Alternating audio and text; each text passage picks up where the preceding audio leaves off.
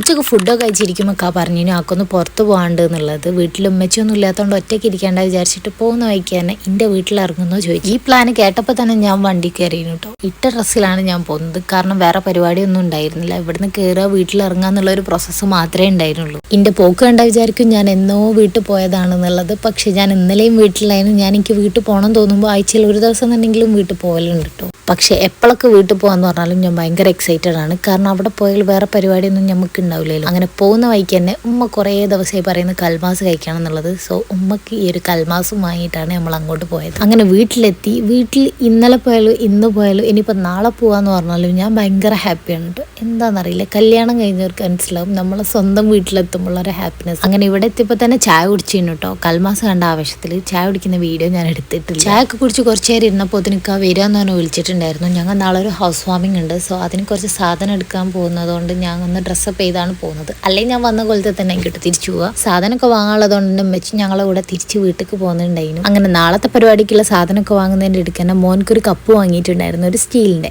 എന്നോ ആയി വിചാരിക്കുന്നത് ഇതുപോലത്തെ ഒരു സംഭവം വാങ്ങണം എന്നുള്ളത്. ആൾക്ക് കപ്പ് കിട്ടിയപ്പോൾ പിന്നെ ജ്യൂസ് വേണമെന്ന് പറഞ്ഞിട്ട് അടിയും. നിങ്ങളിപ്പോൾ വിചാരിക്കുന്നുണ്ടാവും വന്നത് കാറിലായിരുന്നുള്ള എന്താ തിരിച്ച് ഓട്ടോയിൽ പോകുന്നത്. ഇന്നെയും വെച്ചിന് ആ ഒരു കടയിൽ ഇറക്കിയിട്ട് ആളൊരു പോക്കങ്ങ് പോയത്. പിന്നെ ഞങ്ങൾ ഓട്ടോ വിളിച്ചാണ് വീട്ടിൽ പോയത്.